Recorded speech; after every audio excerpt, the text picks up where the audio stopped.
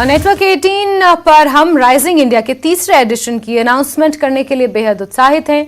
Rising India एक ऐसा मंच जहां हम भारत की सफलता और विकास की कहानी को सेलिब्रेट करने के लिए कुछ सबसे बड़ी और सबसे प्रभावशाली हस्तियों को एक साथ लाते हैं। इस साल की थीम होगी रियल हीरोज, जहां हम कुछ असाधारण लोगों की कहानियों के साथ साथ उनकी असामान्य उपलब्धियों की भी बात करेंगे। इन लोगों ने हमारे देश में एक सकारात्मक बदलाव लाने में भरपूर मदद की है। इनमें शामिल होंगे जलवायु आपातकाल से लड़ने वाले लोगों से लेकर भारत की कुछ सबसे पुरानी कला, विरासत और संस्कृति को पुनर्जीवित करने में मदद करने वाले लोग। देश भर से न्यूज़ 18 नेटवर्क के पत्रकारों के पूल ने हमारे बीच इन नायकों की पहचान कराने में हमारी मदद की है और अगले कुछ हफ्तों में हम इन खास लोगों और इनकी कहानियों को आपके सामने लेकर आएंगे। जब विकास की राह पर चलते हमारा पारंपरिक ज्ञान लुप्त होने लगता है, तब सीवी राजू जैसे लोग ही, जिनकी पहचान उनकी कारीगरी है, आगे बढ़कर इसका समाधान निकालते हैं। इनकी परवरिश विशाखापत्तनम के एटीकोप्पका गांव में हुई, जहां पारंपरिक विधि से सदियों से बच्चों के लिए लकड़ी के खिलौने बनाए जाते हैं। लेकिन एक समय ऐसा भी आया जब लगा कि इस प्रथा की इस नई दुनिया में कोई जगह नहीं बची है।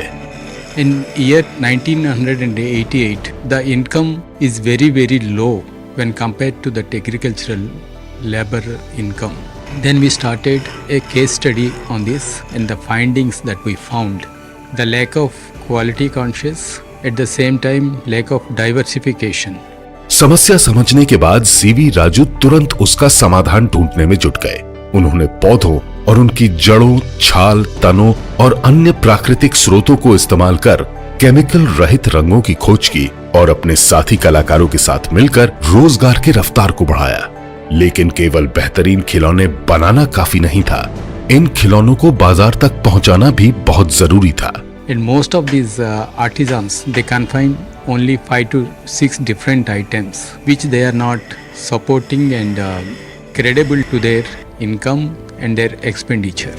इन्होंने उत्पाद को सही जगह पहुंचाने के लिए नए उपकरण और विधियों को विकसित कर पद्मावती एसोसिएट्स नामक कारीगरों की एक सहकारी संस्था शुरू की। उनकी इस पहल से एटीकोप्पका को एक नई जान मिली और उनको पुरस्कारों से भी सम्मानित किया। उनकी सफलता को स्वयं प्रधानमंत्री श्री नरेंद्र मोदी जी ने भी सराहा है और मन की बात में इनका जिक्र भी किया है।